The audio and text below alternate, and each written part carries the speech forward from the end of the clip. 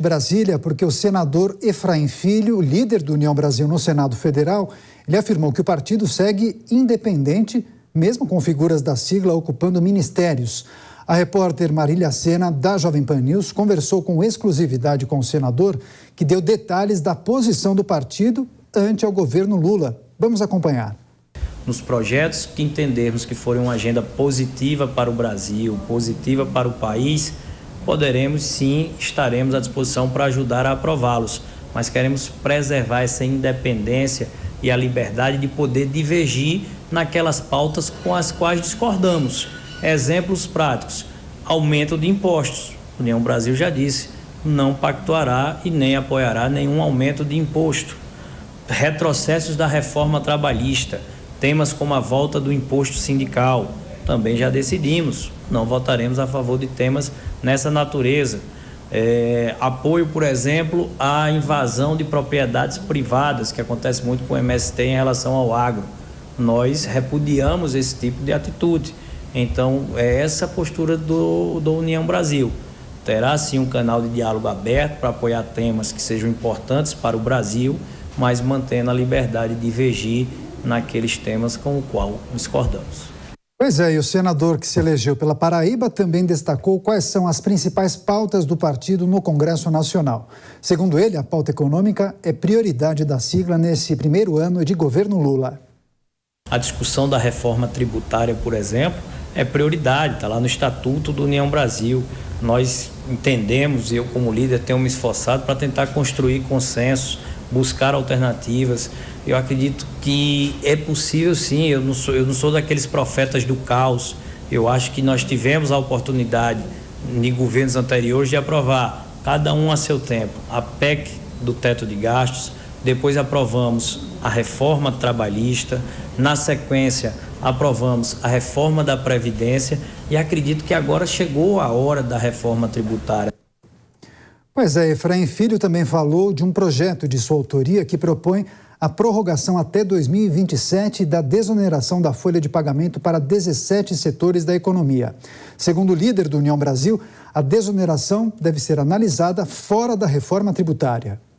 O imposto sobre a folha de pagamento é um imposto burro, é um imposto equivocado. Ele gera dificuldades, ele inibe setores que querem ampliar seus negócios, abrir novas filiais e, portanto, contratar mais pessoas. Não dá para ficar esperando, como o governo tem dito, para ser discutida a desoneração da folha de pagamento numa segunda etapa, quando vai se discutir a reforma tributária sobre o imposto de renda. Se a desoneração da folha de pagamento não for prorrogada, a gente pode chegar no universo aí de mais de 300 mil demissões. E nós tivemos resistência, desse projeto há 2 anos atrás com a equipe do ministro Paulo Guedes. Não é exclusividade de agora, é coisa que parece que quem senta na cadeira do governo não quer abrir mão de arrecadação. E o maior desafio do Brasil não é arrecadar mais, é preservar esses empregos e é gerar novas oportunidades. Análise e opinião aqui no Jornal Jovem Pan. Fernando Capês, a não ser que você se declare impedido de comentar esse tema, porque se nada mudou de outubro para cá, você é filiado à União Brasil, me corrija se eu estiver errado. Agora, o partido faz parte do governo, tem cadeiras em ministérios. Agora, Efraim Filho se considera União Brasil um partido independente e diz expressamente que o partido poderá votar de maneira contrária ao governo em relação a algumas pautas.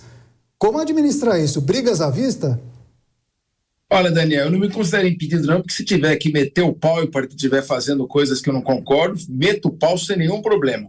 Agora, o senador Efraim Filho fez uma fala bastante animadora, né? E isso é importante porque, por exemplo, na Câmara dos Deputados, a União Brasil tem 59 deputados, é mais de 10%, cerca de quase 15% do total dos parlamentares. E é importante exatamente isso, não permitir que haja uma reversão dos projetos de privatização. Cheguei a ver com preocupação o presidente Lula falar de reverter a privatização da Eletrobras, intervenção ideológica, política na autonomia do Banco Central, que também será irreversível, volta de imposto sindical.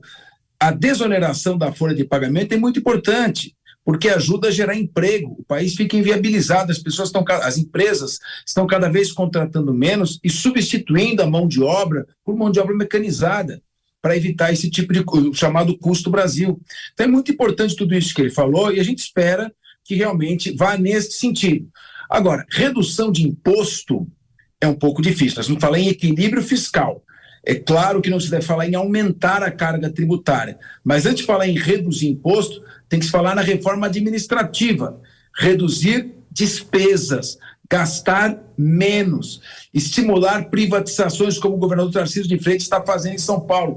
Isso gera um equilíbrio fiscal e permite, ao mesmo tempo, fazer frente às obrigações sociais do governo com projetos de redistribuição de renda. Tudo isso é importante. Então, eu fico feliz, você está de parabéns, só que eu espero que essa independência se manifeste na prática e também na Câmara, principalmente diante do volume preocupante de emendas parlamentares, num gasto enorme de 100 bilhões de reais de distribuição de emendas parlamentares, que eu temo possa afetar a independência dos deputados. O deputado tem que lembrar que a função prioritária dele é votar lei. Ele não é despachante de recursos para sua base eleitoral. Isso é o mais importante, que ele cumpra essa função e que essa fala do senador Efraim reverbere, não só dentro da União Brasil, mas por todos os deputados que buscam o equilíbrio fiscal como um dogma para se manter o progresso e a geração de emprego. Agora, Alexandre Borges, Efraim Filho fala de priorizar a pauta econômica pela legenda, essa priorização dessa pauta econômica. Pelo menos nesse sentido, já há esse alinhamento com o governo federal, que para 2023 tem como prioridade no Congresso Nacional reforma tributária e a aprovação também do novo arcabouço fiscal. E há até um entendimento em relação ao que pensa o ministro da Fazenda, Fernando Haddad, em relação à prorrogação da desoneração da folha de pagamento. Haddad concorda que isso não deve constar da reforma. Efraim Filho também. É verdade, é interessante essa convergência, né? Você tem o União Brasil, que é um fruto do PSL, com o DEM, o PSL, que foi o partido do Jair Bolsonaro, que elegeu Jair Bolsonaro presidente da República, e hoje é um partido que se diz independente, dá declarações como essa do senador Efraim, que é uma declaração mais de centro-direita, falando de responsabilidade fiscal, de posições que estariam alinhadas com uma pauta mais à direita, mas ao mesmo tempo faz parte do governo, tem dois ministros, né? Tem dois dos ministros até mais ruidosos e polêmicos do atual governo, né? Daniel do Vaguinho, ministro do Turismo, e o Juscelino Filho, que é o ministro das Comunicações, que não sai das manchetes. Então, assim, é um partido que está e não está no governo. Quer dizer, na hora que faz essa declaração, é uma declaração de independência, muito bem-vinda, irretocável em relação às pautas econômicas, mas, ao mesmo tempo, faz parte do governo, está lá na esplanada, tem ministros. Então, qual é a função do partido? Ele vai puxar a pauta do governo um pouco mais à direita, até devemos dar o crédito e convergência com o que tem falado Fernando Haddad. Fernando Haddad tem dado declarações muito responsáveis, a gente tem que dar o crédito a ele. Ele tem se esforçado em pacificar os mercados, em dar declarações até em franca oposição a Gleisi Hoffmann, ao PT, às chamadas alas ideológicas do partido. Ele comprou muitas brigas, ganhou uma briga importantíssima em relação ao ICMS dos combustíveis. Então, é uma posição que você tem ali vários partidos do Centrão tentando negociar com o governo. Hoje mesmo, o próprio Valdemar Costa Neto, do partido atual de Bolsonaro, deu a entender que mais de 30 dos seus 99 deputados poderiam votar com o governo. Então, nós estamos ainda em março, o ano está começando, e a gente vê esse alinhamento de alguns partidos do Centrão, que costumam ser governistas, mas como muitos dos seus membros têm posições históricas de centro-direita, estão ainda buscando como encaixar a narrativa com a narrativa do governo federal. É um processo interessante, porque quanto mais a gente conseguir puxar o PT para o centro e para a direita, melhor.